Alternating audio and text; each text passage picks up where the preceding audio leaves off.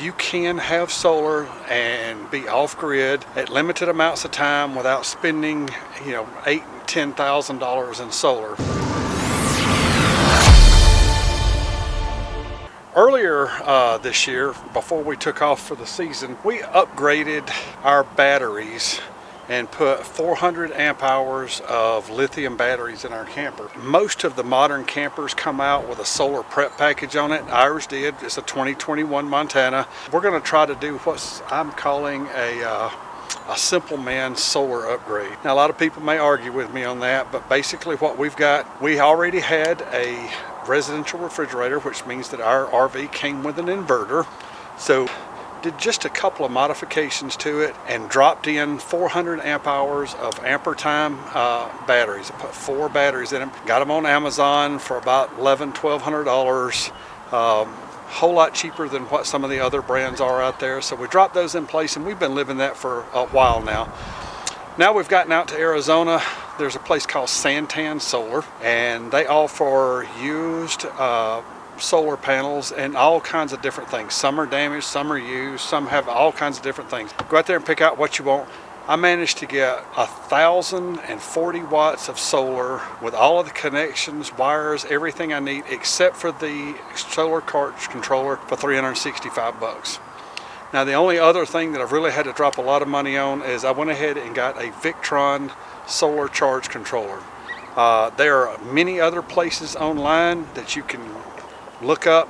They've got charts, all kinds of things. I will reference several of them in the description below of how to figure out what size solar charge controller that you need. We've got a 150/70. I went with a little bit bigger one because we're putting 1,000. Didn't know that I was going to put 1,000. When we got up there, I was only planning on about 800, but for the money, $365 for everything, it was hard not to go ahead and put just a few more watts on the roof. Hey folks, I wanted to jump in right here and let you know, if you are looking for a step-by-step how-to video on how to install solar, this is not the video for you. I am not by any means a solar professional. I have not been to any classes. This is stuff that I have figured out. I am comfortable enough doing it myself on my rig. This video is intended to let you know that it can be done, and this is how we do it. This is how we chose to do it, not necessarily how you should do it. When in doubt, you need to consult a professional, somebody that is trained in this, and get them to do that work for you or give you the advice that you need. So just wanted to reach out there. This video is really to explain, like I said in the beginning of the video, that without spending $10,000 you can have solar. Really depends on how you like to camp. We like to harvest, host, and boondock 3 or 4 days at a time, so the system that we got works good for us. We don't have a big inverter. We don't have big battery banks or anything like that. So we're fair weather boondockers. So at any rate, back to the video. Today is going to be putting the solar charge controller in place, and I've got a breaker disconnect so that I can totally disconnect the solar. Hang on, here we go. This is our solar charge controller. See, it's what we got there. Now also, up underneath here, let me give you kind of a quick tour. These are the 400 amp hours of lithium batteries that I have put in, and this is going to be the wall where we're going to mount it. You can see that I've already put a DC to DC battery charger that comes from my truck, and I did install a couple of bus bars to make hooking things up a little bit easier. Now, once I get down the road a little bit further, we will upgrade our inverter to a much bigger inverter and probably put some more. When I do that, I will upgrade all of my battery cables. The wires from the roof are already run, and you can see they're all bundled up there. So all I do is put my breaker up there, run some wires over to there, come down to my my bus bars, and we will be in good shape. As I have put this breaker right here, that'll kill the power from the solar panels. The wires come in from the panels right here, go through here, they'll go out and go over to the solar charge controller here momentarily. This really didn't take that long, didn't have any snafus or anything. It's really just connecting up a few wires. The sun's starting to go down on me here and it's getting time to clean up. I'm starting to get a little cool out here. So I'm gonna give you a quick look at what I did on the inside. We will push off getting the actual solar panels on until another day when I got some help to get the actual panels up on the roof. So let's take a look in that. And all right, this box right here is my breaker that I told you about. We've got a breaker right here. I can turn off and on the power coming from the breaker box. The wires run out of there, across here, and they go up to my solar charge controller. The wires that come out of the bottom of it right here simply go down to my breaker bar, my bus bars. And this right here is my their Victron Smart Shunt that's hooked up on the inside. The solar panels themselves are going to have inline fuses on them that match the solar panels. And then of course we've got this breaker that's down here that will help as well. The other thing that I did is on the Victrons, you're able to create a network. So I created a network so that my Smart Shunt and my battery charge control, my solar charge controller are talking to each other. So hopefully this is all going to work out like what we planned. So one of the things that we have to deal with is when the 2021 Montana solar package was put on, they ran a wire from the roof down behind this wall right here and it just dead ended. Now there's another wire that runs, and I don't think you can see it back in here. It runs over to the battery compartment where I needed to tie into the breaker out. So what I got to do here is tie these together. If you've got prep on yours, you probably want to take a minute to look at this and make sure that these wires are connected or it's all one run before you get started. Got that all battened back up. Next project, start putting the solar panels together. So it's kind of bright out here. Not really sure if you can see it a whole lot. What I've done is over in the back of the truck, you can see I've got my solar panels where they loaded them up.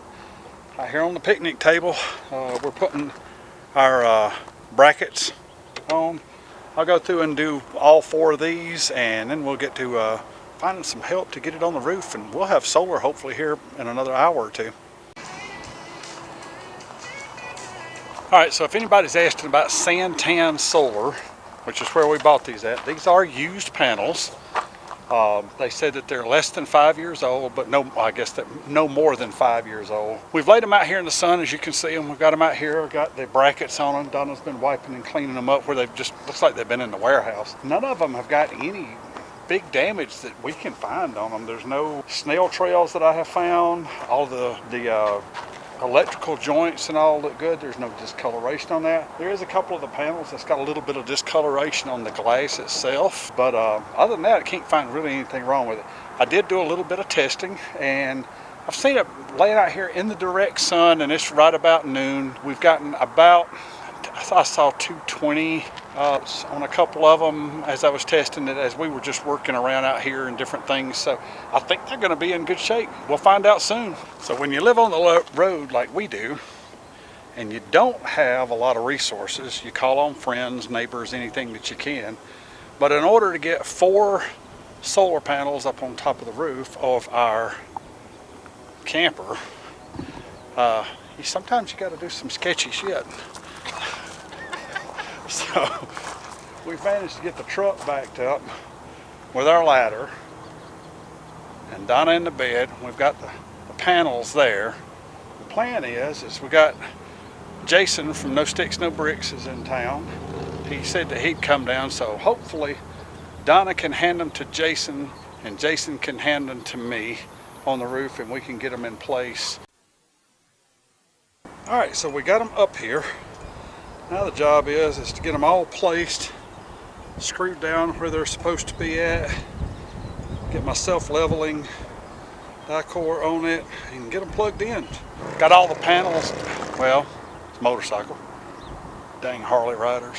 Hey, got all of the panels down, got my sealant down, got all of the holes sealed, got them all screwed down, got them hooked up in series parallel. So I've got these 2 panels that are right here. Let's see if I can show you. These 2 panels are in series. Those are in series, and then they're parallel together into the junction box that goes on top of the camper right there. So I'm going to go back down, get some zip ties, and some ways to clean all these wires up and make it look nice and neat and pretty. The wind has picked up, but my roof time is over with, and I'll show you a clip. Got everything kind of strapped down. It's not like what I want it, but as I get to places and I can pick up a few more odds and ends here and there, I'll get it all cleaned up a little bit better.